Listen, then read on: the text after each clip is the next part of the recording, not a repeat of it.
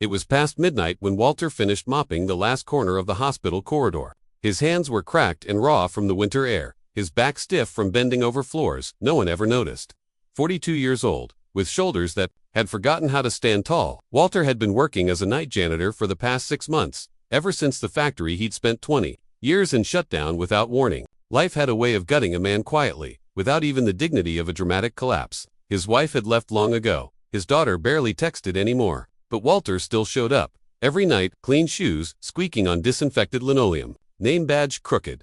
Heart tired, tonight felt colder than usual. The heat in the lower wing had been inconsistent for days, and management hadn't gotten around to fixing it. Of course, they hadn't.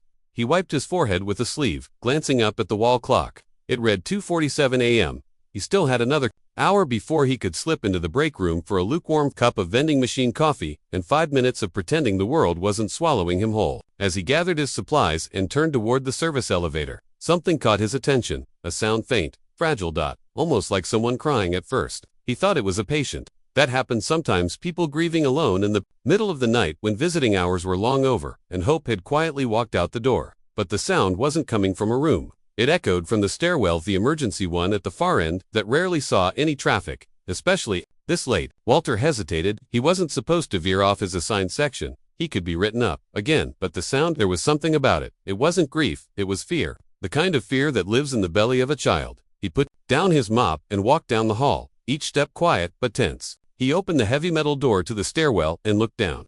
Huddled in the corner, curled up on the bottom step, was a boy, no older than 8. His knees were tucked to his chest, his eyes red, cheeks tear-streaked, and his tiny hands were trembling so violently, Walter's heart clenched just looking at him. "Hey," he said softly, crouching so he wouldn't startle him. "You all right, little man?"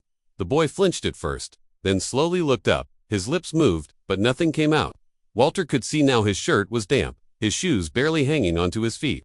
There was dirt on his jacket, and one sleeve had a tear. He looked like he'd been outside for hours, maybe longer. "I'm Walter," he said gently. "I work here. You don't have to be scared. I'm not gonna hurt you." The boy didn't respond, but he didn't run either. That was something. Walter glanced around. The stairwell was empty. No security, no nurses. No parents rushing around the corner screaming a name. It was just the two of them, and the heavy silence of early morning. "What's your name?" he asked Dot. Still nothing. The boy just hugged his knees tighter. Walter sighed. "You hungry?" That got a flicker, a nod. Small, barely perceptible, but a nod. Walter stood up and reached into his pocket. He remembered the half sandwich wrapped in napkin he hadn't gotten to eat yet. Peanut butter and banana. He'd been saving it for later. But later didn't matter now. He unwrapped it and knelt back down, offering it in both hands like a sacred offering. "Here," he said. "It's not much, but it's clean, and it's yours if you want it."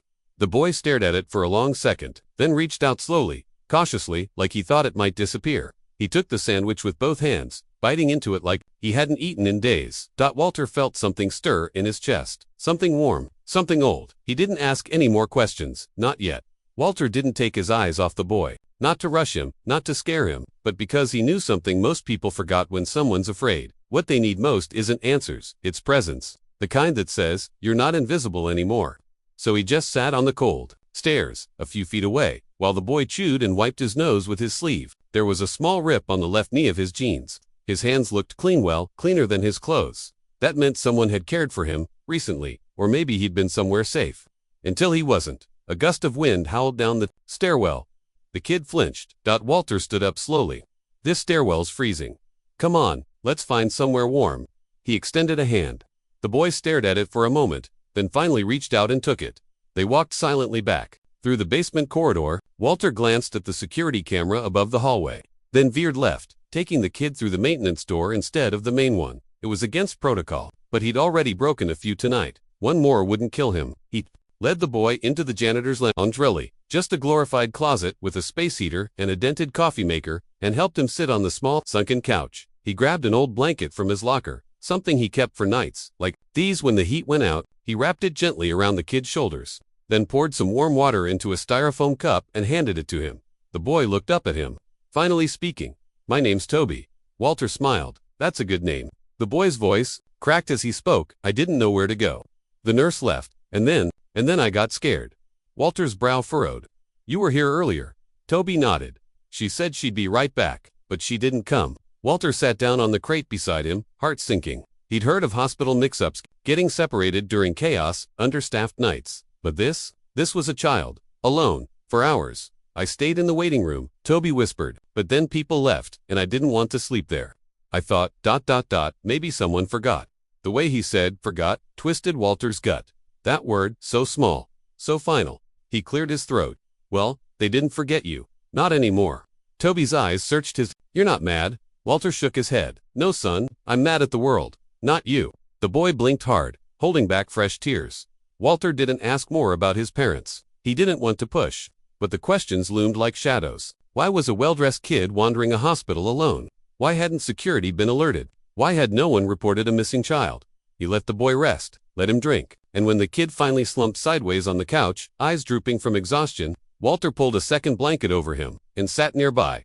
He didn't sleep that night, didn't clean the operating wing, didn't report the lost time, because something in him had already shifted, somewhere between the mop bucket and that stairwell. Walter had become more than a janitor. He had become the only person in that hospital who saw Toby.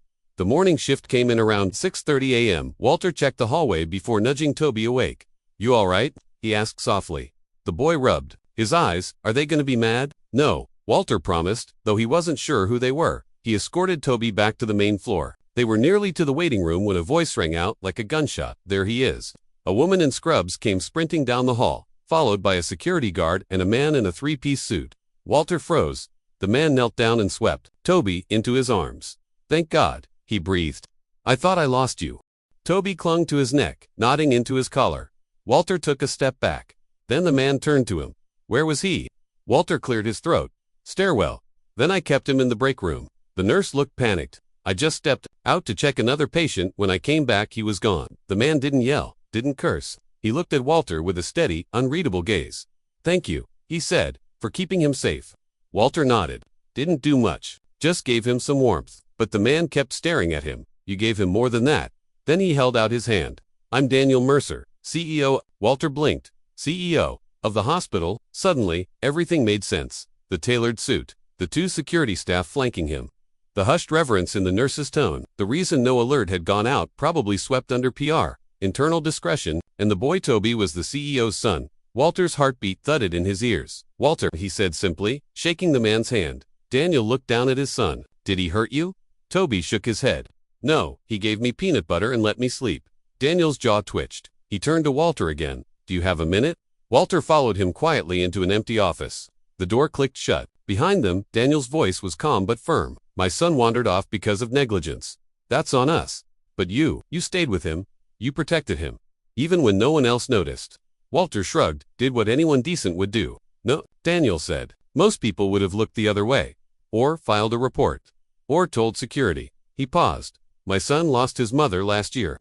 Walter's breath caught. I've been trying to juggle work and parenting. Daniel continued, voice thickening, trying to protect him from too much change. But last night, I realized I can't do it alone. Walter didn't speak. Then Daniel said something unexpected. I want to offer you something. Walter blinked. Offer me what? Daniel leaned against the desk, folding his arms, but his gaze stayed level measured, like a man who wasn't used to asking for help, but had finally reached that line. You were the only one in this building who saw my son as a child and not a liability. That matters to me more than you know. Walter shifted, unsure where this was going. I appreciate that, but I'm just a janitor. Daniel raised an eyebrow. Maybe, but you're also a father, right? Walter looked up. I saw it in the way you wrapped him in that blanket. Daniel continued. The way you didn't push, didn't panic. You protected him like he was yours. And I need more of that in this place. Walter stood still, hands loose at his sides, unsure what to do with the compliment. It had been years since anyone looked him in the eye like that. Years since anyone spoke to him like he mattered. I've got a position opening up, Daniel said, voice quieter now. Something better suited for someone with heart. It's in pediatric support, family liaison. Walter's brow furrowed. But I don't have a degree or training. You don't need one. You just need to keep doing what you did last night. Sit with scared kids. Talk to overwhelmed parents. Be a bridge between the chaos and the quiet. I'll cover the training. Walter's mouth opened, then closed again. It wasn't real. Couldn't be. A promotion from the man who ran the whole hospital. Why me? He finally whispered. Daniel looked toward the window, then back, because you saw my son when the rest of us were looking past him. Walter stared at the floor, throat tight. He thought about the factory shutting down. The years of scraping by, the nights alone in a silent apartment, convincing himself this was just life now, empty and cold and small. But last night, he'd made a boy feel safe. And maybe, just maybe, that was enough to matter. "I'll think about it," he said softly. Daniel smiled. "Take your time, the offer doesn't expire." He reached into his pocket, pulled out a card, and handed it to Walter. "Thank you again," he added. "You didn't just help Toby. You helped me remember what it means to trust." Walter didn't tell anyone about the conversation. He finished his shift, like normal, mop in hand, coffee cooling on the windowsill. But everything felt different now. The same floors, the same walls, but a different weight in his chest. Not the usual dull ache. Something lighter, something like breath. That afternoon, after sleeping a few hours in his cramped studio, Walter took the long route through the park. The leaves were just beginning to change. He passed a playground he hadn't visited in years. And for the first time, in what felt like forever, he stopped. Just stood and watched. Children running. Parents smiling. The air smelled like autumn and cinnamon pretzels. And in the quiet of that moment, he felt it. A life he thought he lost wasn't gone. It had just been waiting. 2 weeks later, Walter started his new role. The badge still read Walter. But this time, underneath, it said family support. He didn't need a manual, he just showed up. Sat beside mothers who hadn't slept in days. Listened to fathers trying to hold back panic. He brought juice boxes to waiting siblings. Told jokes to kids recovering from surgery. Sometimes he just sat in silence with someone whose world had tilted off its axis. And every so often, Toby would run through the pediatric floor with a crayon, drawing clutched in his hand, and leap into Walter's arms like they'd known each other forever. The other staff started noticing, smiling. Nurses passed him updates. Doctors paused to ask for his help. He wasn't invisible anymore. Not to them, not to himself. One night, months later, Walter got a knock at his door. It was snowing. Quiet. The world muffled under a blanket of white. When he opened the door, Toby stood there, bundled up in a too-big coat, holding a small cardboard box. Behind him, Daniel. Walter stepped aside, letting them in. Toby set the box on the table. "It's for you." Walter opened it slowly.